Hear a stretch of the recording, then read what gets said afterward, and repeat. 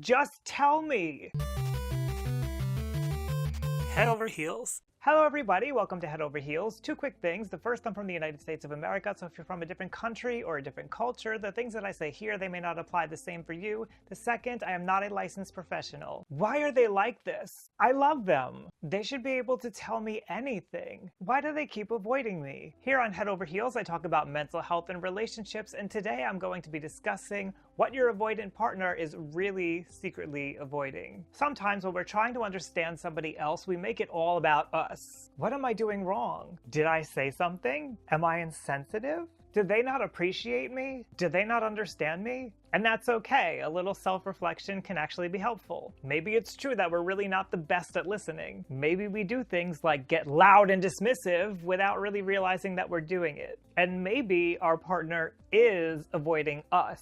But that's probably at a very simple level. That's a surface level answer. We know better. We know that people are always more complicated than this. And I'm going to talk about that here, but I did another video on avoidant partners and avoidant personality disorder and avoidant attachment styles if you want to check that one out in addition to this one. So I'm going to let you in on the secret. What exactly is it that they're avoiding? Are you ready for it? The truth is, what your partner is secretly avoiding is anxiety. They're uncomfortable with that feeling that none of us are comfortable with.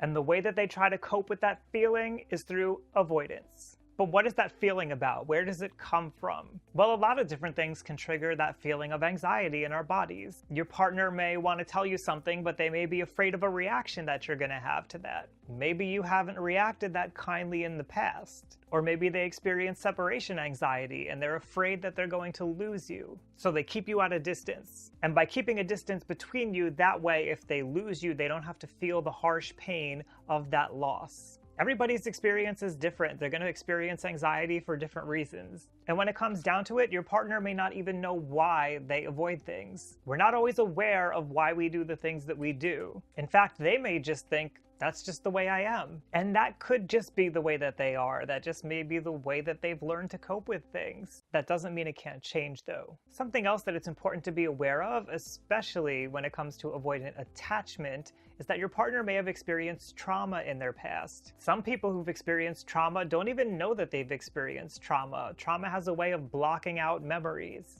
And that could be why they don't even totally understand why they do what they do. And when it comes to trauma, even if you know you've experienced trauma, it's incredibly difficult to face. So it's true, there may be some things that you can do to help your avoidant partner to not be so avoidant. You can try to have empathy for them, you could be caring, you could be listening, you can echo back the things that you've heard them say so they feel understood. When the time is right and they're willing, it might be appropriate to push them a little bit to try to face some of the things that they're avoiding. But sometimes there's also nothing that you can do other than maybe try to encourage them to get into therapy. Maybe this is an opportunity to go to couples therapy together. Remember, you're not a mental health professional, neither am I, so we don't know exactly what's going on. But going in to see a mental health professional may help you sort things out. Avoidance is a coping mechanism, and we usually use avoidance when we don't have other ways to cope or we don't believe that those other ways are actually going to work. Sometimes the gentle, loving support of other people can help us to feel brave enough to try something different. But when it comes down to us, it's up to us to make the change. You can't change someone else's behavior.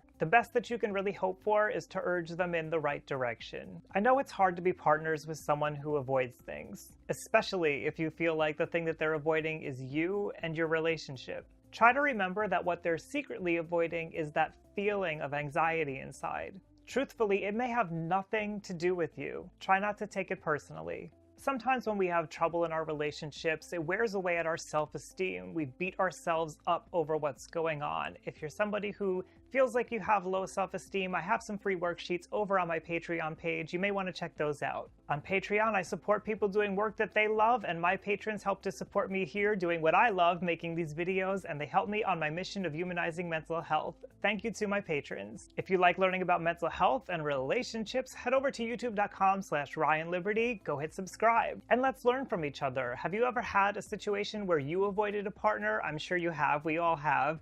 Leave that down below in the comments so that we can get a little bit more understanding here. Thanks for joining me, everybody, here on Head Over Heels. I'm sorry, I don't know why I do this.